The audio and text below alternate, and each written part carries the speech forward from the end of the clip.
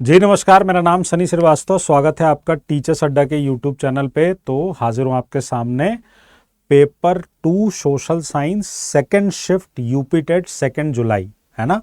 पहली शिफ्ट का आंसर की मैंने आपको सुबह ही बता दिया था, वो आपने देख भी लिया होगा। खासकर जिनका कल पेपर है यानी 3 जुलाई को पेपर है वो ज़रूर से देखें और ये वाली शिफ्ट को भी आप देख के जाइए। और इससे आपको दो चीज़ें सीखनी है। पहला ये कि ऐसे कुछ सवाल जरूर मिलेंगे जो आप पहले नहीं पढ़े होंगे, तो पैनिक नहीं होना है, ठीक है। कम से कम 10 सवाल ऐसे जरूर मिलेंगे।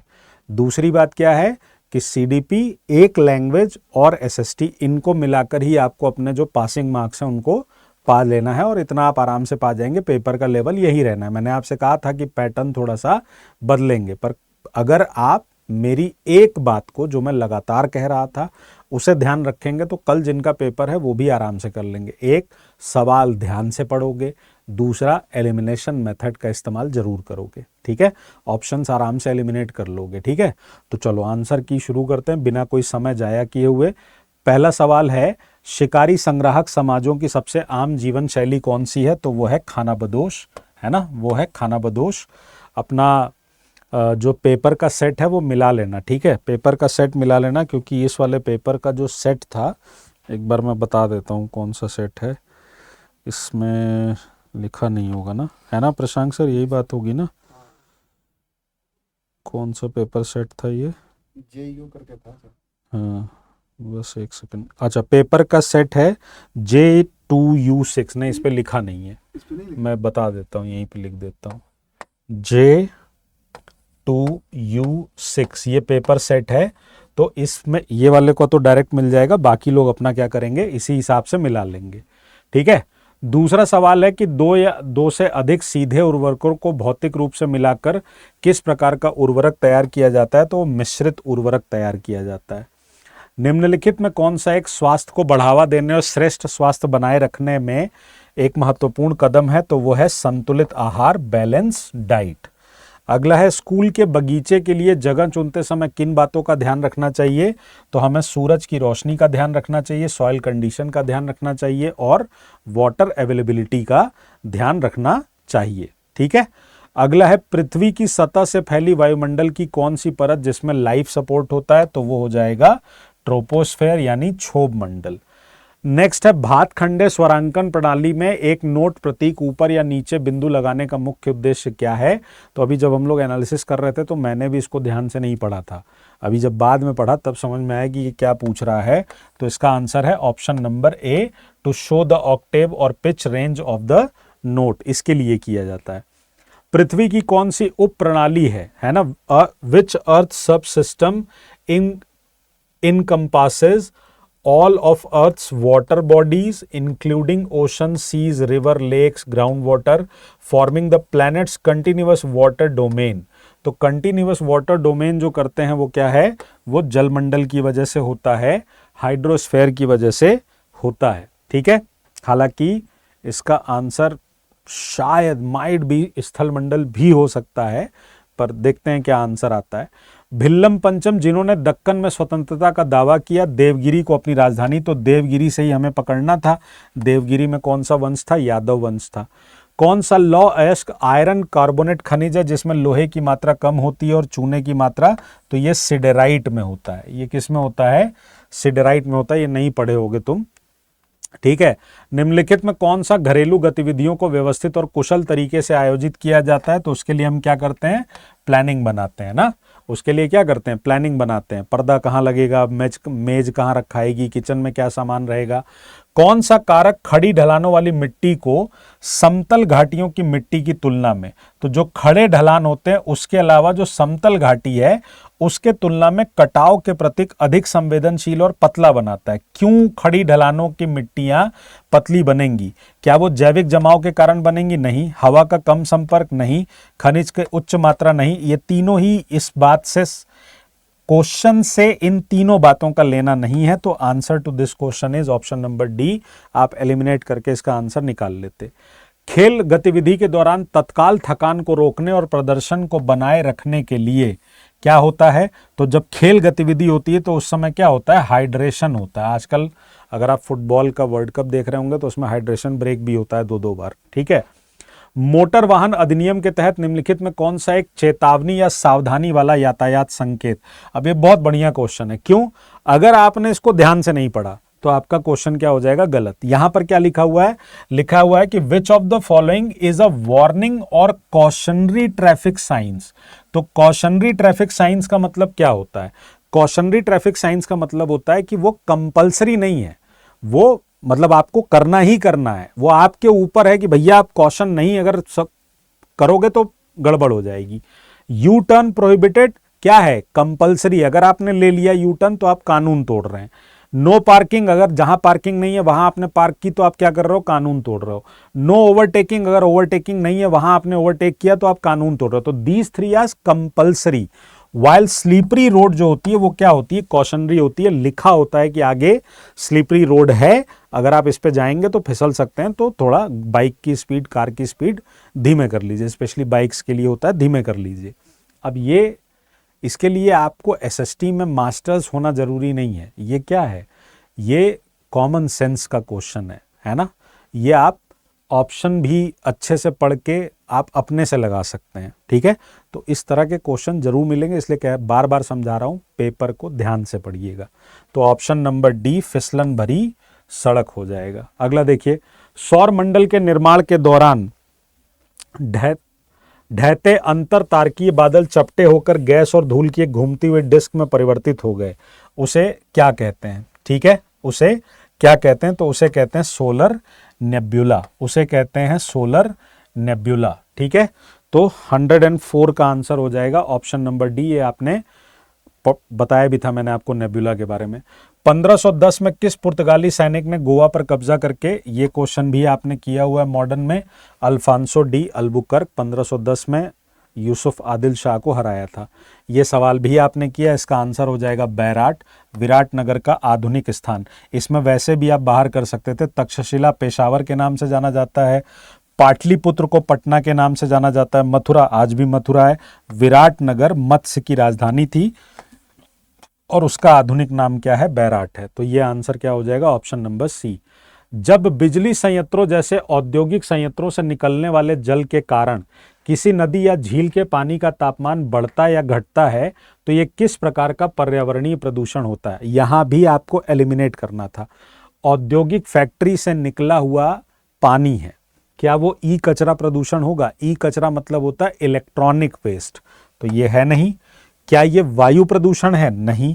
क्या ये ध्वनि प्रदूषण है, नहीं। तो जब तीनों बाहर हो गए तो आपका आंसर क्या हो गया, ऑप्शन नंबर ए थर्मल पोल्यूशन। शब्द योग संस्कृत मूल युज से लिया गया है, कौन सा अंग्रेजी शब्द इसके निकटतम भाषाई सजातीय अर्थ जिसका जोड़ना है, तो ये होगा योग। हो सकता है आपको प्रशांक सर ने इसके बारे में बताया भी हो। राज्यपाल के रूप में कार्य करते हैं, तो राज्यपाल राज्य के प्रमुख के रूप में काम करते हैं, उनका कौन नियुक्त करता है, राष्ट्रपति, ये भी आपने पढ़ा हुआ है। अब ये क्वेश्चन आया, सामाजिक अध्ययन शिक्षा के प्राथमिक लक्ष्यों के अनुसार एक लोकतांत्रिक समाज में छात्रों को यह विषय पढ़ाने का मूल उद्देश्य क्या है, तो वो है छात्रों को जागरूक बनाना। इसमें बाकी के तीनों एलिमिनेट कर लेते हैं आप पढ़कर, हम सक्रिय नागरिक बनाने के लिए और अवेयर सिटीजन बनाने के लिए ये काम करते हैं। अगला है, निम्नलिखित में कौन सी एक आंतरिक शारीरिक स्थिति है। अब जैसे ही कह रहा है कि आंतरिक शारीरिक स्थिति है, क्या कह रहा है, इंटरनल फिजियोलॉजिकल कंडीशन। तो इंटरनल फिजियोलॉजिकल कंडीशन में number of species and ecosystem नहीं होगा, स्पीड ऑफ जेनेटिक एवोल्यूशन नहीं होगा और ना ही जेनेटिक म्यूटेशन होगा। तो answer to this question is शरीर का मुख्य तापमान।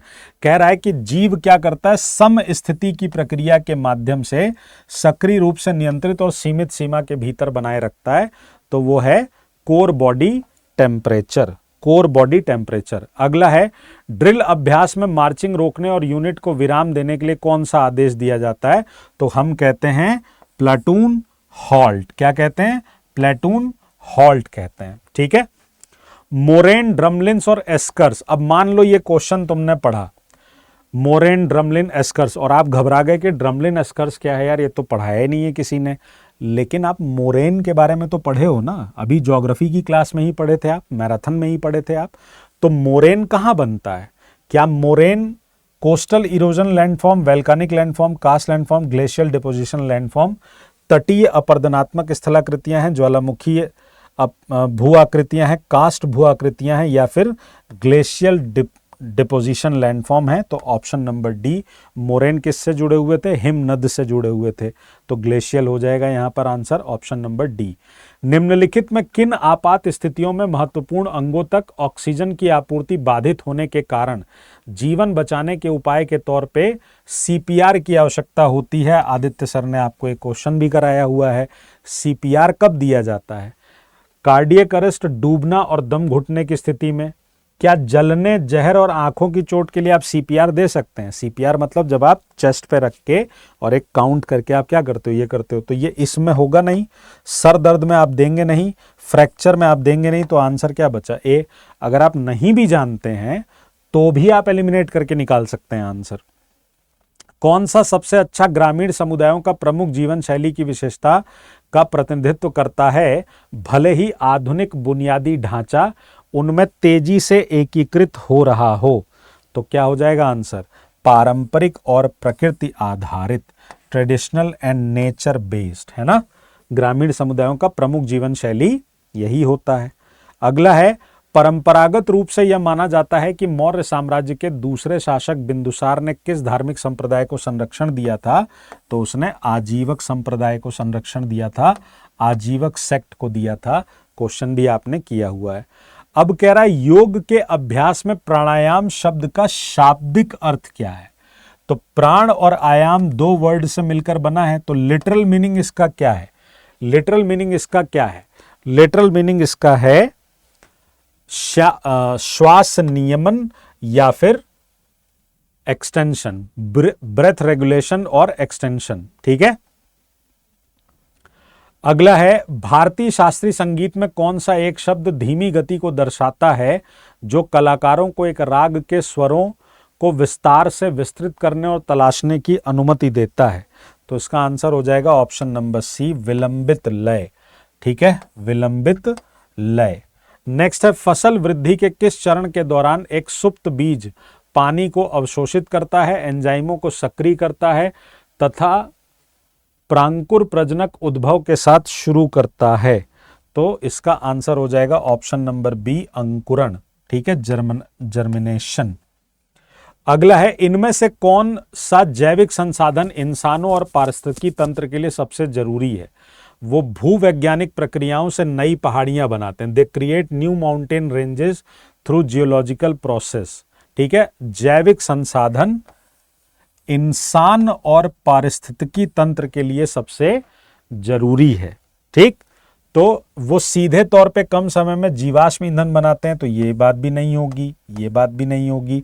महासागरीय धाराएं पैदा करते हैं, इंसान तो पैदा करते नहीं है उसको, पर ये दोनों के मिलने से होता है। खेती के लिए उद्यम, खाना, दवा और कच्चा सामग्री देते हैं। एलिमिनेट करके आपको आपका आंसर मिल जाता, ठीक है। तो इसके आगे के क्वेश्चन आपको प्रशांक सर करा देंगे, इसमें जो हिस्ट्री वाले होंगे वो भी बता देंगे, है ना।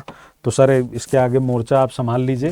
थोड़ा सा हमारे वाले पेपर में हो सकता है आपको सही से दिख ना रहा हो, तो कोई बात नहीं, वो क्वेश्चन पढ़ा जा रहा है उसको आप सुन लीजिए और उसके बाद इसको फिर टाइप करा के आप तक पहुंचा दिया जाएगा, ठीक है।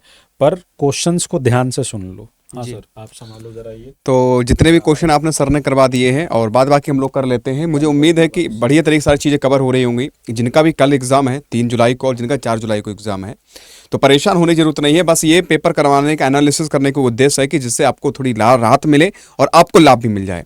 तो हम बात करने वाले हैं, आपका 122वां क्वेश्चन है। आपको 121वां क्वेश्चन शायद सर ने करवा दिया है, अभी नहीं करवाया है, चलिएगा। तो यहाँ पर लगा है, पूर्व औद्योगिक बागवानी सोसाइटी में भोजन उत्पाद की कौन सी विधि? साइड से आप ऊपर करना, हाँ ठीक ठीक है ना, साइड से ही करना, ठीक है। तो आपका 121वां क्वेश्चन है, कह रहा है कि पूर्व औद्योगिक बागवानी सोसाइटी में भोजन उत्पाद की कौन सी विधि प्राथमिक निर्वाह रणनीति के रूप में कार्य करती है? तो बड़े पैमाने पर जो मशीनीकृत सिंचाई आधारित होती है खेती, ये प्रमुख रूप से रणनीति में कार्य कर रही है। बिगैर बुनियादी हस्त औजारों का उपयोग करके बगीचों के भूखंडों की खेती और सी कह रहा है औद्योगिक पैमाने पर वाणिज्य ग्रीन हाउस खेती, और डी कह रहा है भोजन के जंगली जानवरों का शिकार और संग्रहण। देखो पूर्व औद्योगिक बागवानी के बारे में बात कर रहा है, तो इसके अकॉर्डिंग अगर बात करते हो राइट आंसर हमारा क्या हो जाएगा, बुनियादी जो होती है पहले से ही जो हस्त औजारों के द्वारा जो खेती की जा रही थी उसी के माध्यम से आपके बगीचे इत्यादि को क्या करना, भूखंडों की खेती जो होती है, इसके अकॉर्डिंग राइट आंसर हमारा क्या रहेगा, बी हमारा करेक्ट आंसर रहेगा, ये लगा देना है। नेक्स्ट क्वेश्चन आपका दे रखा है कि 6ठी शताब्दी ईसा पूर्व के दौरान भारत का किसी विदेशी साम्राज्य से पहला बड़ा टकराव हुआ जब उत्तर पश्चिमी भारत के कुछ हिस्सों को मिलाया गया, तो इस विस्तार के लिए कौन सा साम्राज्य जिम्मेदार था? उस टाइम कौन सा ऐसा साम्राज्य था जो इसके लिए रिस्पॉन्सिबल था? रोमन था कि मुगल था कि अचमेनिद था कि यूनानी था? आराम देखो, जो कंफ्यूजन अगर आपको बनेगा, सीधा सीधा क्वेश्चन आपको पूछा जाता है तो जब बनता है तो हम लोग गलत कर जाते हैं। तो ना तो आपकी यूनानी तो आपका आएगा नहीं, ना ही मुगल आएगा। इसके अकॉर्डिंग अगर बात करते हैं जो हिस्सों में मिलाया गया था वो आपका कौन था, अचमेनिद जो था। अचमेनिद जो था यही आपका प्रमुख से उस टाइम क्या किया था, साम्राज्य जिम्मेदार था। राइट आंसर क्या हो जाएगा हमारा, सी राइट आंसर हो जाएगा। आपका 123वां क्वेश्चन क्या कह रहा है, सोने का एक नियमित तरीका बनाए रखना। सोने से पहले स्क्रीन, जो ये आपका फिजिकल एजुकेशन से रिलेटेड क्वेश्चन है और बहुत सारी चीजें आपको कवर करवाई गई हैं विधिवत, लेकिन कुछ ऐसे क्वेश्चन हैं जिसमें आपको थोड़ा सा दिमाग का प्रयोग करना है, ठीक है। और 4 ऑप्शन दे रखे होते हैं, तो 2 ऐसे ऑप्शन होते हैं जो हम लोग गलत कर देते हैं, मतलब काट ही देते हैं कि इसका आंसर नहीं होगा। 2 बचते हैं, उनमें से थोड़ा सा दिमाग का प्रयोग करोगे आंसर सही हो जाएगा। जैसे यहां पर देखा, सोने का एक नियमित तरीका बनाए रखना, सोने से पहले स्क्रीन से दूर रहना, सोने का नियम है। जैसे आपने देखा रात में लेटते समय हम लोग मोबाइल लगे रहते हैं तो 3-3 बज जाता है, 2-2 बज जाता है, तो लिखा है कि स्क्रीन से दूर रहना और सोने का नियमित शेड्यूल, समय सारणी रखना, ऐसी आदतें जो मुख्य रूप से स्वास्थ्य के लिए पहलू में सबसे अधिक सुधार करती हैं। किसमें सुधार करती हैं? तो साथियों अब कुछ बच्चे कह रहे हैं कि प्रतिवर्त में, अस्थिर घनत्व में, दृष्टि में। तो इन्होंने दृष्टि में कोई मतलब नहीं, आंखों संबंधित समस्या थोड़ी ना है। यहां पर समय पर अगर सो रहे हो, समय पर सोगे तो सुबह जल्दी से उठोगे, सारी प्रक्रिया सारी गतिविधियां सही से करोगे। तो ये आपके राइट आंसर, इस प्रश्न से राइट आंसर क्या हो जाएगा, नींद जो है आपकी प्रॉपर स्लीप अगर आप कर रहे हो तो ये आपके लिए सबसे बेस्ट आपका सुधार करेगी। तो राइट आंसर इस प्रश्न से डी, जिसमें थोड़ा सा भी दिमाग का प्रयोग करोगे क्वेश्चन आपका सही हो जाएगा। आपका 124वां के बारे में बात करते हैं। यहां पर दे रखा है कि किस दिल्ली सुल्तान ने शासक के दैवीय दर्जे पर जोर दिया और केंद्रीकृत सत्ता को मजबूत करने के लिए कठोर दरबार और कह सकते हैं अनुशासन लागू कर दिया गया था, डिसिप्लिन यानी लागू कर दिया गया था। इल्तुतमिश जी ने किया था। अब देखो यहां पर किसकी बात कर रहा है, दिल्ली के बारे में बात कर रहा है। अब बुद्धि का प्रयोग करोगे क्वेश्चन सही हो जाएगा। तो इल्तुतमिश ने किया था कि भैया आपको आराम से, कि नसीरुद्दीन जी ने किया था, कि रजिया सुल्तान ने किया, बलवान ने किया। अब कुछ बच्चे इसमें क्या कर रहे थे, जल्दबाजी में आंसर दे रहे थे और आराम से जल्दबाजी में क्वेश्चन गलत करके चले आ रहे थे। तो यहां पर दिल्ली सुल्तान शासक दैवीय दर्जे पर जो जोर दिया गया था वो कठोर दरबारी अनुशासन लागू किया, इल्तुतमिश जी ने नहीं किया था, ये बलवान जी ने किया था। किसने किया था साथियों, बलवान जो थे इन्होंने किया था। इसलिए राइट आंसर क्या हो जाएगा, डी हमारा करेक्ट आंसर हो जाएगा। ये भी आप दिमाग सेट कर, 124 का आपका राइट आंसर क्या हो जाएगा, आपका डी हो जाएगा। नेक्स्ट आपका 125वां, ये बिल्कुल सही आंसर जा रहा है जिसने भी लगाया हो, कि निम्नलिखित में से कौन सा पौधा बालों, हमारे जैसे हेयर वगैरह है, जैसी संरचना वाले हल्के बीज उत्पन्न करता है, जिससे वे हवा के प्रवाह, यानी जब हवा चलती है उसके उड़ते हुए दूसरे स्थान पर पहुंचते हैं, हवा के प्रवाह के दौरान आंसू से उड़ जाते हैं, उन्हें क्या बोला जाता है? तो आप उन्हें कहोगे कॉटन वुड बोला जाता है। तो जिन बच्चों ने आंसर ए आंसर दिया है, ए हमारा बिल्कुल करेक्ट आंसर है, जिस साथी ने दिया है, ठीक ना। 125 का आंसर क्या हो जाएगा साथियों, आपका डी आंसर नहीं होगा। जो बच्चे डी आंसर दे रहे बिल्कुल नहीं, राइट आंसर क्या हो जाएगा, ए हमारा कॉटन वुड जो है आपका राइट आंसर हो जाएगा। ये भी अपने दिमाग में सेट कर लो। अब 126वां के बारे में बात करते हैं। नेक्स्ट क्वेश्चन आपके दे रखा है कि भारत एक ऐसी नीति का पालन करता है जिसके तहत वह किसी भी सैन्य गठबंधन या शक्ति गुट में शामिल नहीं होता है, अंतरराष्ट्रीय मामलों में स्वतंत्र निर्णय लेने की क्षमता बनाए रखता है। इस नीति को पारंपरिक रूप से ... कैसे किसके नाम से जाना जाता है? अब यहां पर देखा होगा शक्ति गठबंधन इत्यादि शामिल नहीं हो रहा है, लेकिन यहां पर अंतरराष्ट्रीय इंटरनेशनल लेवल पर बात करी गई है कि अंतरराष्ट्रीय मामलों में स्वतंत्र रहने के लिए अब आपको आंसर देने का प्रयास करना है। कुछ कह रहे राष्ट्रीय सुरक्षा में आ जाएगा। अब यहां पर इंटरनेशनल मामलों के बारे में बात हो रही है, स्वतंत्र निर्णय की क्षमता बनाए रखता है। इस नीति को पारंपरिक रूप से क्या कहा जाता है, गुट निरपेक्षता बोला जाता है। क्या बोला जाता है, गुट निरपेक्षता हमारा राइट आंसर हो जाए। जो बच्चे ए आंसर दे रहे, ए हमारा करेक्ट आंसर नहीं होगा, ठीक है। देखो यहां पर मैं एक्सप्लेन करने के लिए नहीं आया हूं, क्योंकि ये बात ये होती है जब एग्जाम पास में आता है, जब भी आपके एग्जाम हो जाता है, बस आपको देखना होता है कहां से क्वेश्चन बन रहे हैं, आराम से आपको कर लेना है, हो सकता है आपको इससे लाभ मिल जाए, ठीक ना। आगे थोड़ा सा बात कर लेते हैं। नेक्स्ट आपको थोड़ा सा ये प्रिंटिंग व्हीलर है, ये आपका आया हुआ प्रश्न है और मुझे उम्मीद है कि थोड़ा सा मैं इसको ज़्यादा कर रहा हूं तो सही दिख भी नहीं रहा है। अगर बात करते हैं मुंह की स्वच्छता बनाए रखनी, आपके जो आपका माउथ है उसकी स्वच्छता बनाए रखने के लिए निम्नलिखित में से कौन से ऐसा कह सकते हैं प्रथा सबसे महत्वपूर्ण मानी जाएगी? इनमें ऐसी कौन सी होगी जो सबसे ज्यादा महत्वपूर्ण मानी जाएगी? आराम से आंसर देना कहिएगा कि मीट खाद्य पदार्थों बार बार सेवन करना, आप मीट वगैरह खा रहे हो वो सबसे बेस्ट रहेगा, कि आपके कह सकते हैं डेंटल चेक्स आप चेकअप करा रहे हैं, स्किपिंग कर रहे हैं, ये आपका रहेगा, कि पानी पीने में कह सकते हैं पीने का परहेज करना, अगर आप पानी को अवॉइड कर रहे हो छोड़ रहे हो तो अवॉइडिंग ड्रिंकिंग वाटर। और डी कह रहा साथियों कि दिन में 2 बार ब्रश, दांतों का ब्रश करना, जो आपने देखा सुबह और शाम अगर ब्रश कर रहे हो तो आपके टीथ स्वस्थ रहेंगे। तो यहां पर किसके बारे में बात कर रहा है? आपके जो आपके हेयर हैं या आपके बाल हैं या आपके मुंह है। अभी देखो इससे पहले हेयर से रिलेटेड क्वेश्चन पूछा गया था, अब आपके माउथ से रिलेटेड क्वेश्चन पूछा गया है। तो मुंह की स्वच्छता बनाए रखने में सबसे ज्यादा महत्वपूर्ण क्या है कि आपको 2 बार दिन में क्या करना पड़ेगा? आपको ब्रश करोगे तो सबसे बेस्ट आपके दांत भी रहेंगे और कह सकते हैं आपको किसी प्रकार की समस्या भी नहीं देखने मिलेगी। तो इस प्रश्न का राइट आंसर क्या हो जाएगा? आपका राइट आंसर डी हमारा करेक्ट आंसर हो जाएगा। ठीक है, brushing teeth twice a day. ठीक, आगे बात करते हैं 128 के बारे में अगर बात करते हैं तो इसका दे रखा है कि उत्तरी मैदानों के पुराने जो जलोढ़ क्षेत्र की मिट्टी में चूना युक्त निक्षेप पाए जाते हैं, जिन्हें स्थानीय रूप से डॉट डॉट किस नाम से जाना जाता है?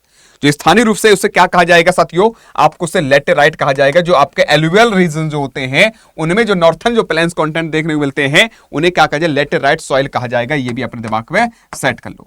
ठीक है, ये भी अपने दिमाग सेट। इसलिए राइट आंसर जिस बच्चे ने ए आंसर दिया हमारा बिल्कुल करेक्ट आंसर हो जाएगा। 129 का आपका कितना हो जाएगा? आपका ए आंसर हो जाएगा। नेक्स्ट आपका क्वेश्चन दे रखा है, थोड़ा सा ये टाइपिंग एरर है, टाइपिंग एरर तो नहीं कह सकते, थोड़ा सा ब्लर हो गया है। जब छपाई की होगी, जब छप रहे होंगे पेपर में तो कहीं ना कहीं ये समस्या देखने को मिली होगा, और जिसका ये पेपर मिला होगा तो वो कहीं ना कहीं समस्या में पड़ा होगा, समझ में नहीं आ रहा उतना। ठीक है, लेकिन हमने ऐसा पढ़ा है, हमने थोड़ा सा इस पर गहन अध्ययन किया है तो समझ में आ जाता क्या एग्जामिनर पूछ रहा है। ठीक है, थोड़ा सा हिंदी ना समझ रहा तो इंग्लिश तरफ आपको थोड़ा सा देख लेना है। तो लिखा है कि भारत का सर्वोच्च खेल सम्मान जो होता है, जो आपका सर्वोच्च अगर बात करते हैं खेल सम्मानों में अगर बात करते हैं, ठीक है, एक सेकंड रुकिएगा, आपका 129 है ये। यहां पर उत्तरी मैदानों के जलोढ़ मिट्टी चूना युक्त विशेष, देखो सॉरी माफी चाहूंगा, लेटेराइट मिट्टी तो जो होती है आपकी ज्यादा उपयोगी नहीं होती है, ये आपका राइट आंसर इसका ये नहीं होगा, माफी चाहूंगा थोड़ा सा। ठीक है, ये देखो थोड़ा सा दिमाग का प्रयोग नहीं किया, गलत हो गया। यहां पर अगर बात करते हैं एल्बर्ट रीजन के बारे में बात करें, नॉर्थन जो प्लेन्स होते हैं उनमें जो आपकी सॉइल देखने मिलती है वो आपकी अगर बात करते हैं, माफी चाहूंगा, वो आपकी कंकड़ जैसी क्षेत्र देखने मिलती है। कौन सी होती है साथियों? कंकड़ देखने मिलती है। इस प्रश्न अनुसार आपका 129 का क्या हो जाएगा? आपका सी हमारा करेक्ट आंसर हो जाएगा, ये रख लीजिएगा। ठीक है ना, अब थोड़ा डीपर 130 का देख लेते हैं कि भारत का सर्वोच्च खेल सम्मान कौन सा है जिसे मूल रूप से राजीव गांधी, तुम्हें पता है कि राजीव गांधी जी थे, इन्होंने बहुत सारे प्रयास भी किए हैं, जैसे इन्होंने प्रदूषण को कंट्रोल करने के कार्य किए हैं। जैसे 1985 में इन्होंने ही GAP जैसे गंगा एक्शन प्लान प्रारंभ किया गया था। तो यहाँ पर खेल संबंधित इन्होंने बहुत सारे पुरस्कार भी सम्मान किए थे। और यहाँ पर लेगा भारत का सर्वोच्च खेल सम्मान कौन सा है जिसे मूल रूप से राजीव गांधी खेल रत्न पुरस्कार के रूप में जाना जाता है, स्थापित किया गया था। और प्रधानमंत्री नरेंद्र मोदी ने एक बार में, या मोदी जी ने एक महान हॉकी खिलाड़ी के सम्मान में इसका नाम बदल दिया है कि भैया एक हॉकी महान खिलाड़ी है, उनके नाम पर जो नाम बदला गया है भैया उसे क्या कहा जाएगा बता दीजिएगा। द्रोणाचार्य पुरस्कार कहा गया इसे, कि मौलाना अब्दुल कलाम आजाद जी कह सकते हैं, MK कैसे ट्रॉफी कहा गया है, कि मेजर ध्यानचंद खेल कह सकते हैं पुरस्कार है। यहां पर समझने की कोशिश करिएगा, ये भारत का सर्वोच्च खेल के बारे में बात कर तो अर्जुन पुरस्कार हो जाएगा, बता दीजिएगा। तो आपको भैया 130 का क्या हो जाएगा? बिल्कुल करेक्ट आंसर है। जो आपके श्री नरेंद्र मोदी जी द्वारा जो नाम बदल कर रखा गया है वो आपका क्या है? मेजर ध्यानचंद पुरस्कार आपका रखा गया है। ये भी आपके दिमाग को सेट कर लीजिएगा। ठीक है ना, मेजर ध्यानचंद खेल रत्न अवार्ड जो है ये रखा गया। इस प्रश्न अनुसार राइट आंसर क्या हो जाएगा? सी हमारा करेक्ट आंसर हो जाएगा। आगे बात करते हैं, नेक्स्ट क्वेश्चन आपका 131 का देख लेते हैं। तो लिखा है विश्व पर्यावरण के बारे में हमने तुमसे कहा था पर्यावरण से रिलेटेड तुम्हारा क्वेश्चन कहीं ना कहीं पूछा जाएगा और आएगा। तो यहां पर दे रखा है विश्व पर्यावरण दिवस 2013 पर भारतीय सांस्कृतिक संबंध परिषद ICCR नई दिल्ली में जारी किए गए अर्थ एंथम जो पृथ्वी गान जो है उसको किस भारतीय कवि राजनायक द्वारा लिखा गया था। अब देखो कितना क्वेश्चन घुमाकर पूछा है, हालांकि नहीं कह सकते थीम से रिलेटेड क्वेश्चन पूछना चाहिए था, लेकिन नहीं, इन्होंने 2013 में अगर बात करते हैं जो प्रमुख से जो पर्यावरण दिवस मनाया गया था उसमें भारतीय सांस्कृतिक संबंध परिसर जो सांस्कृतिक परिषद संबंध जो किया गया था उसमें जो है किसने गाया था। तो यहां पर आपसे कह रखा है, यहां पर आंसर दे रखा है कि जावेद अख्तर जी ने, डॉक्टर L मंड्यम जी ने, कि वर्णम जी ने, कि अभय ने। तो आपके यहाँ विश्व पर्यावरण दिवस के बारे में बात करते हैं, वो सांस्कृतिक संबंध में जो परिषद में नई दिल्ली में जारी किए गए एंथम जो पृथ्वी गान गाया गया था, वो किसने गाया था साथियों? आपको अभय जी ने गाया था। इसलिए राइट आंसर क्या हो जाएगा? आपका डी हमारा राइट आंसर हो जाएगा। ये राजनीति की बात करते हैं, राजनायिक के बारे में बात करते हैं, उनके द्वारा लिखा गया था, वो अभय जी थे। ये भी अपने दिमाग पर सेट कर लीजिएगा। तो 131 का क्या हो जाएगा? आपका डी हमारा करेक्ट आंसर हो जाएगा। आगे बात करते हैं नेक्स्ट। 132 कह रहा है निषेचन के बाद बीजांड के आवरण में घिराव, उसके बीच के डॉट डॉट डॉट भाग किस पर निर्भर करते हैं? भ्रूण पर करते हैं, कि आपके बीज पत्र पर करते हैं, कि अंतः शुक्राणु पर करते हैं, कि आपका कह सकते हैं बीज आवरण पर करते हैं। तो जल्दबाजी में अगर आंसर दिया गलत हो जाएगा। जब निषेचन होता है तो साथियों उसमें बीजांड जो आवरण होता है वो प्रमुख से बीज के किस पर? आपको बीज के आवरण पर ही डिपेंड होते हैं। इसलिए राइट आंसर सीड कॉस्ट जो होता है इस पर डिपेंड होते हैं। तो इस प्रश्न अनुसार राइट आंसर 132 का क्या हो जाएगा? 132 हमारा डी हो जाएगा। ये भी अपने दिमाग पर सेट कर लीजिएगा। आगे बात करते हैं नेक्स्ट। 133 के बारे में अगर बात करी जाएगी साथियों यहां पर, कि भूमध्य सागरीय के बारे में अगर बात करते हैं तो जलवायु में उगने वाले फूल मुख्य रूप से किस पर्यावरणीय स्थिति में जीवित रहने के लिए अनुकूलित होते हैं? और ऐसा कौन सा क्षेत्र होता है जहां पर अनुकूलित होते हैं? कमेंट कर बता दो। अनावृष्टि में ही आपका हो जाएगा। तो राइट आंसर क्या हो जाएगा? ना तो पाला, ना तो बाढ़, ना तो आपका हिमपात।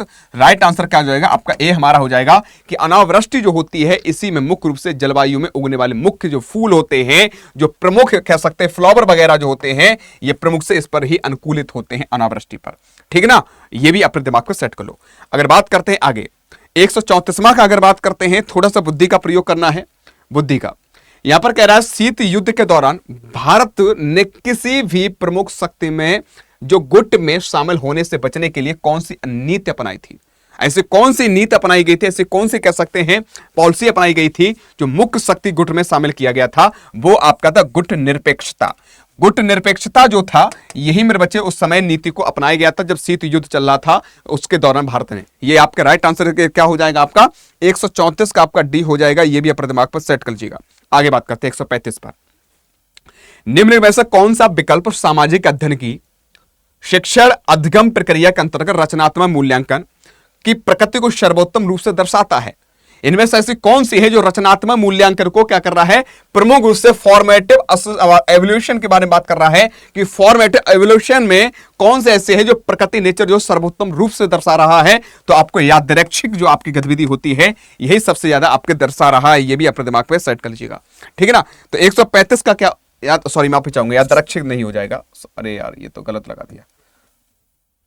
ये आपका बिल्कुल इनो जिसका भी है बिल्कुल सही लगा है। ये आपका वो सतत प्रक्रिया, सतत मीन्स होता लगातार। देखो फॉर्मेटिव असेसमेंट हो गया आपका, सतत एवं व्यापक मूल्यांकन हो गया जब आपने पढ़ा होगा या आपने देखा भी होगा, वहां से क्वेश्चन बनते हैं तो आपका देख लिया होगा साथियों। हमेशा कक्ष में हम लोग क्या करते हैं? आकलन मूल्यांकन करते हैं। शिक्षक हमेशा करता है कि कितनी बच्चों नॉलेज रखता है, कितनी जानकारी रखता है, कहां तक बच्चा ने सीखा है, सारी जानकारी रखने के लिए इत्यादि के बच्चे ज्ञान के विकास करने के लिए उसी आधार पर निदान निकालकर समस्या समाधान करते हैं।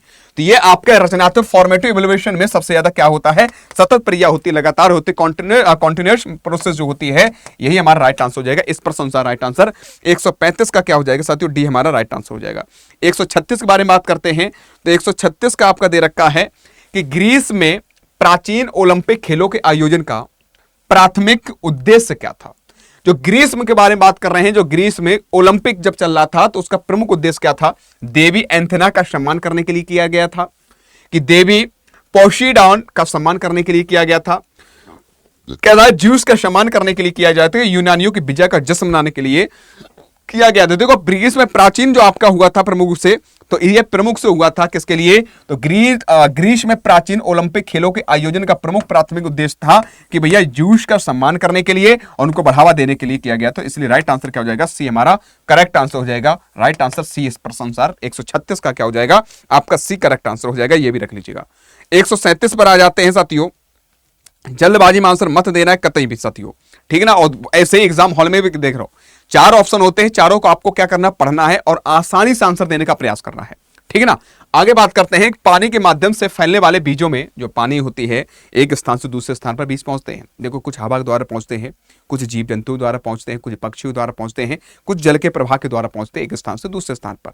ठीक है ना? तो यहां पर दे रखा है जैसे अब जैसे हर एक चीज भारत में उगाई नहीं जाती थी, कुछ ऐसे बीज हैं जो हमारे देश में नहीं थे, सब्जियां नहीं थी या हमारे कह सकते हैं भारत में नहीं उगाए जाते थे, वो अदर कंट्रीज हमारे भारत में आए हैं। तो जैसे आपने देखा होगा, आपने आलू जो हम खाते हैं, जैसे मूंगफली जो खाते हैं, हमारे भारत में थोड़ी ना उगाई जाती थी, ये अमेरिका, दक्षिण अमेरिका से भारत में आई थी। जैसे सोयाबीन जो है मुख्य चीन की है, चीन से दक्षिण अफ्रीका अमेरिका पहुंची है, माफी चाहूंगा, और अमेरिका से फिर भारत आई है। तो यहाँ पर वही आपसे कह रहा, पानी के माध्यम से फैलने वाले बीजों में कौन सी विशेषता होनी चाहिए ताकि जल निकायों के पार सफलतापूर्वक संचलन कर सके। तो 137 बताना है, हुकदार सतह हो जाएगी कि मोटी एवं भारी संरचना हो जाएगी कि चमकीले रंग का कोट हो जाएगा, कि डी कह रहा है उत्प्लावनशील कह सकते हैं, भारी आवरण हो जाएगा। तो जल्दबाजी में अगर आंसर दोगे तो गलत हो जाएगा। तो इसके प्रश्न अनुसार ना तो हुकदार सतही आपका माना नहीं जाएगा, जल निकायों को सफलतापूर्वक जाने के लिए कहा गया है, ठीक है ना। हुक्ड सरफेस आपका राइट आंसर होगा नहीं। मोटी एवं भारी संरचना, अब देखो जो पानी के प्रवाह के माध्यम से एक स्थान दूसरे स्थान में बीज पहुंच रहे हैं, तो ऐसी कौन सी विशेषता है जो आपकी मोटी, ये भी नहीं होगा, चमकीले रंग वाली होगी नहीं, तो आपको उत्प्लावन भारी आवरण जो होता है यही सबसे राइट आंसर हो जाएगा। आपका राइट आंसर इस प्रश्न अनुसार डी करेक्ट आंसर हो जाएगा, ठीक है ना, पानी सतह के बारे में। अब 138 के बारे में अगर बात करी जाएगी साथियों, यहां पर अशोक के शिलालेख, जो आपके अशोक के स्तंभ के बारे में बात करते हैं, अशोक के शिलालेख के बारे में अगर बात करते हैं, तो अशोक के शिलालेखों में कौन सी भाषा प्रमुखता से प्रयुक्त होती थी, जिससे अक्सर ब्राह्मी लिपि जो थी, ब्राह्मी लिपि में लिखा जाता, तो वो कौन सी थी साथियों जो ब्राह्मी लिपि में लिखा गया था? तो वो था प्राकृत। जो प्राकृत जो था ये प्रमुख से इसी कह सकते हैं ब्राह्मी लिपि में लिखा जाता था, वो आपका राइट आंसर 138 का क्या हो जाएगा? आपका 138 का आपका एक करेक्ट आंसर हो जाएगा। ये भी अपने दिमाग में सेट करिएगा। आगे बात करते हैं, नेक्स्ट क्वेश्चन आपके दे रखा है कि समाजशास्त्री जॉन ब्रेमर के अनुसार फुटलॉय लेबर कहे जाने वाले श्रमिकों, जो आपके लेबर वगैरह होते हैं, श्रमिक जो होते हैं, उनकी प्रमुख विशेषता क्या मानी जाती है? कि वे अस्थायी रूप में यानी टेम्परेरी रूप में काम करते हैं और काम के लिए अक्सर पलायन करते हैं। तो यही हमारा राइट आंसर हो जाएगा। आपने देखा होगा समाजशास्त्री जॉन ब्रेन ने बताया था कि जो आपके कह सकते हैं फुटलॉय लेबर होते हैं, वो बेचारे क्या करते हैं, अब बेरोजगारी तो है, वो क्या करते थे, अस्थायी रूप में काम करते हैं और क्या सकते काम के लिए ही अक्सर पलायन, जहां काम मिलता है वहीं पर पहुंचते हैं। जैसे आज यहाँ पर हैं तो आज यहाँ हैं, कल दूसरी जगह है, तो अब वो जो नेटिव पहले से हैं जहाँ पर रहते हैं वहां से पलायन करते दूसरे स्थान पर रोजगार इत्यादि के लिए पहुंचते हैं। तो इस प्रश्न अनुसार 100 आपका कह सकते हैं 39 का क्या हो जाएगा साथियों? 139 जिन्होंने ए आंसर लगाया है, ए हमारा बिल्कुल सही हो जाएगा। अब बात करते हैं 140 पर। लिखा है कि जलपान के बाद प्रतिकूल पर्यावरणीय परिस्थितियों के लंबे समय तक संपर्क में रहने के कारण एक गैर सुप्त परिपक्व बीज में उत्पन्न होने वाली प्रमुख सुप्तता को क्या कहा जाएगा? बता दीजिएगा। आंतरिक कहा जाएगा, ठीक है ना, आरंभिक कहा जाएगा, द्वितीयक कहा जाएगा, आरोपित कहा जाएगा, प्राथमिक कहा जाएगा। अब देखो जल्दबाजी में अगर आज तो जलपान के बाद का अगर बात करते हैं, तो जलपान की अगर चर्चा कर ही रहे हैं तो आपको ये द्वितीय गुप्तावस्था में चला जाएगा। ये गुप्त जितने भी मेरे बच्चे सेकेंडरी अगर बात करते हैं, डोमरेशियम में अगर बात करते हैं, तो ये आपका राइट आंसर बी हमारा करेक्ट आंसर हो जाएगा, ठीक है ना। डॉर्मेशी में अगर बात करते हैं तो यही हमारे जलपान के बाद यही प्रतिकूल पर्यावरणीय परिस्थितियों में सबसे लंबे समय तक संपर्क में रहने के लिए कारण जाना जाएगा। नेक्स्ट 141 का अगर बात करते हैं, 141 में अगर चर्चा हो रही है तो लिखा हिंदुस्तान हल्के शास्त्रीय संगीत, गजलों और लोकगीत, जैसे आपके ये संगीत से आपका क्वेश्चन बना हुआ है। लिखा है कि हिंदुस्तानी हल्के शास्त्रीय संगीत, गजलों और लोकगीतों में आपके 6 मात्राओं वाली कौन सी एक कह सकते लय है, चक्र, ताल सबसे अधिक प्रतिरूप है? दादरा है कि झपताल है कि भैया एक ताल है कि 3 ताल है? तो आपके ये आपके अलग अलग प्रकार से प्रश्न पूछे जाते हैं। संगीत से रिलेटेड आपके मैम ने कवर करवाया होगा, आपने कवर भी किया होगा और मुझे उम्मीद भी आपने कर भी लिया होगा। तो इसमें अगर बात करते हैं हिंदुस्तानी, अगर बात करते हल्के शास्त्री जो आपके प्रमुख आते हैं वो आपका दादरा में आता है। कौन आता है साथियों? दादरा में आता है। ये भी आपका 6 मेरे बच्चे, आपको जो बीट जो होती है वो दादरा में ही शामिल होती है। तो इसलिए इस प्रश्न अनुसार राइट आंसर क्या हो जाएगा? डी हमारा राइट आंसर हो जाएगा। ये भी अपने दिमाग पर सेट कर लीजिएगा, ठीक है ना। आइएगा, भारत के पहले राष्ट्रीय सुरक्षा जो आपके सलाहकार जो हैं NSA के अगर कौन है, जिन्हें केंद्रीय मंत्रिमंडल का दर्जा दिया गया है और जो वर्तमान में लगातार तीसरी बार पद पर कार्यरत हैं, वो आपके कौन है? राजनाथ सिंह है नहीं, आपके विनय मोहन वाके जी है नहीं, JS शंकर जी है नहीं। आपका राइट आंसर क्या हो जाएगा? आपका अजीत डोभाल जी जो हैं यही प्रमुख से क्या है आपको राष्ट्रीय सुरक्षा सलाहकार माने जाते हैं भारत के, और इसलिए इस प्रश्न का राइट आंसर क्या हो जाएगा? आपका बी करेक्ट आंसर हो जाएगा। ये भी अपने दिमाग पर सेट कर लीजिएगा, ठीक है ना, ये दिमाग बैठा लीजिए। अब 143 के बारे में बात करते हैं तो लिखा है कि भोजन में मौजूद प्रोटीन, जो आप देखा होगा प्रोटीन हमारे शरीर आवश्यक होता है जी, हमने क्वेश्चन भी करवाया है। अगर आपने शाम 6 बजे जब भी आपको बीच बीच में आपकी EVS और हॉर्टिकल्चर रिलेटेड क्लासें करवाई गई हैं। तो उसमें हमने आपको प्रोटीन के बारे में, कार्बोहाइड्रेट्स के बारे में, वसा के बारे में, मिनरल्स के बारे में हमने चर्चा करी है कि प्रोटीन का कार्य हमारे शरीर में क्या होता है, प्रोटीन किसमें टूटता है, तो हम सारी चर्चा करी थी। तो वही आपका क्वेश्चन भी बन गया है कि भोजन में मौजूद प्रोटीन शरीर में छोटी छोटी इकाइयों में टूटता है, तो उससे इकाई को क्या कहा जाएगा, उसे आपको कह सकते हैं अमीनो एसिड कहा जाएगा। क्या कहा जाएगा? अमीनो एसिड, यानी अमीनो अम्ल कहा जाएगा। इसलिए इसका राइट आंसर क्या हो जाएगा? डी हमारा डी हमारा राइट आंसर हो जाएगा। ये भी अपने दिमाग पर सेट कर लीजिएगा, ठीक है। चलिए आगे बात करते हैं कि टीके या इम्यूनिटी सिस्टम जो होता है या इम्यून सिस्टम जो होता है को पहचानने को पहचानने और उन पर हमला करने के लिए प्रशिक्षित करके शरीर को बीमारियों से लड़ने में कौन मदद करता है। जो हमारे शरीर में अगर देखा होगा इम्यूनिटी सिस्टम कमजोर होता, वीक होता, तो कहीं ना कहीं हमें समस्या मिलती है। जब हम अच्छा खान पीन रखते हैं, अच्छा भोजन करते हैं, तो आपका इम्यूनिटी सिस्टम बूस्ट होता है, इम्यूनिटी सिस्टम मजबूत होता है, तो कहीं ना कहीं आप रोगों से बचते हैं। तो यहाँ पर सबसे शरीर को बीमारी से लड़ने में कौन मदद करता है? वो आपका कौन है? रोगजनक जो होते हैं, यही प्रमुख से क्या करता है? हमें रोगों से मदद करता है, बचाने से या बीमारी से लड़ने में मदद करता है। तो 144 का क्या हो जाएगा? 180 हो जाएगा हमारा राइट आंसर। नेक्स्ट क्वेश्चन आपका लिखा है, ये आपका EVS से रिलेटेड है। लिखा है कि कौन सा जैव विविधता हॉटस्पॉट, हमने आपको बताया भी था हॉटस्पॉट भारत के कौन कौन से प्रमुख हैं। तो यहाँ पर दे रखा है हॉटस्पॉट से रिलेटेड जैव विविधता के। तो जैव विविधता हॉटस्पॉट और अद्वितीय उभयचरों, पौधों और स्तनधारी जैसे कि शेर, पूंछ वाले macaque and Malabar and civet आदि के लिए किसके लिए प्रसिद्ध है? सुंदरबन के लिए नहीं मेरे बच्चे, ना तो पूर्वी ना तो हिमालय। राइट आंसर क्या हो जाएगा? पश्चिमी के लिए है। तो 145 का क्या हो जाएगा साथियों? 145 का आपका ए राइट आंसर हो जाएगा। ये भी अपने दिमाग सेट कर। कुछ बच्चे कह रहे हैं साथियों कि राइट आंसर डी मार्क करा रहे हैं, तो डी हमारा नहीं होगा। राइट आंसर हमारा क्या हो जाएगा? वेस्टर्न आपका घाट से जो होते हैं, यही प्रमुख से जैव विविधता हॉटस्पॉट अद्वितीय उभयचरों के लिए जाना जाता है। तो 145 का क्या हो जाएगा? आपको ए हमारा राइट आंसर हो जाएगा।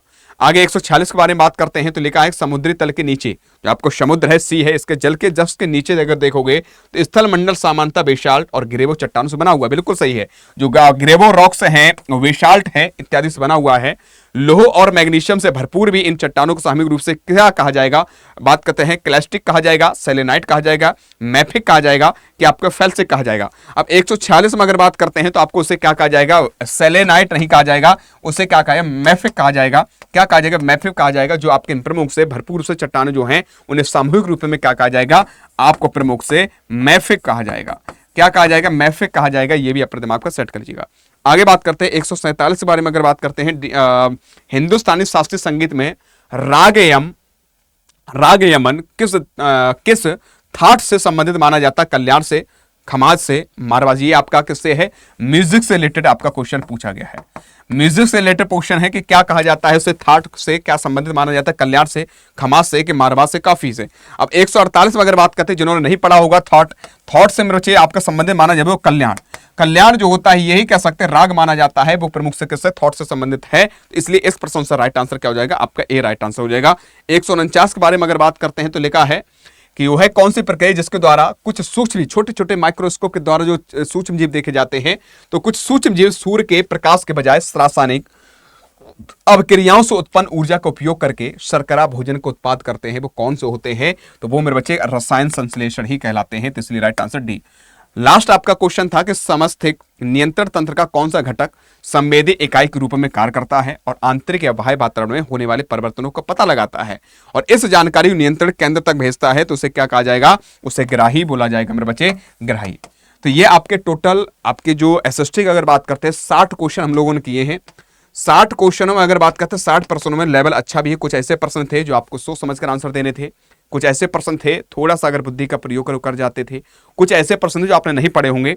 तो मैं यही कहूंगा साथियों, हमेशा आपके 2-4 प्रश्न ऐसे डाले जाते हैं जो कहीं ना कहीं आपको थोड़ा सा घुमाव करते हैं या आप कंफ्यूज करते हैं, कहीं ना कहीं गलत हो जाते हैं, ठीक है ना। तो जितने भी चीज़ें आपको कवर करवाई गई हैं, उम्मीद करूंगा सारी चीज़ें विधिवत हैं। जिन्होंने आपने मिलाए होंगे आंसर, उम्मीद करूंगा बिल्कुल सही मिलाए होंगे।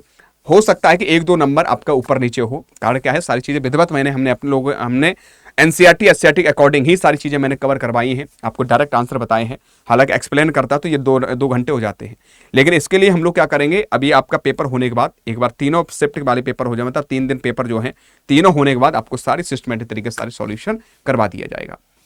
तो साथियों, आपको अगर एनालिसिस सही लगा हो तो सबसे पहले लाइक कर दीजिएगा, चैनल पर नए हो सब्सक्राइब जरूर कर लीजिएगा। जिनका भी नेक्स्ट एग्जाम है तो उनसे सभी से कहूंगा जो आपसे पूछा गया है, जो सिलेबस आपने पढ़ा है उसी के आधार पर क्वेश्चन बनने हैं, उसको जरूर कवर करके जाइएगा।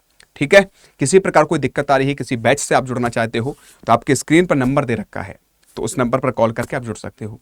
दूसरी बात, सीटेट अब लग जाना है, यूपी टेट तो आपको चल ही रहा है, इसके बाद जस्ट आपके सीटेट लगा हुआ है एग्जाम, तो सीटेट में अभी से मेहनत करना स्टार्ट कर देना है, क्योंकि आपका सितंबर में एग्जाम होने वाला है। तो ये मत सोचना है कि 15 दिन रह जाएंगे, 20 दिन रह जाएंगे तब पढ़ना स्टार्ट करेंगे, तो कहीं ना कहीं समस्या मिल जाएगी। जैसे आज बहुत सारे बच्चों की समस्या है कि सर मेरे क्वेश्चन गलत भी हो गए, सरल क्वेश्चन गलत हो गए। उसका यही रीज़न है कि आपने सही से समय पर क्या नहीं किया है, प्रैक्टिस नहीं की गई। ठीक है ना, समय पर अगर डिसीजन लोगे समय पर ही आपका रिजल्ट मिलेगा, और थोड़ा सा लापरवाही करोगे तो थोड़ी सी उसमें में आपको समस्या भी मिलेगी। ठीक है, तो जानकारी सही लगी हो तो साथियों लाइक और शेयर जरूर कर दीजिएगा। आज के इतना ही, मिलता हूं नेक्स्ट क्लास में, तब तक के लिए जय हिंद जय भारत, खुश रहो। कमेंट करके बताओ आपके कितने क्वेश्चन सही गए हैं, जरूर बताइएगा। जय हिंद।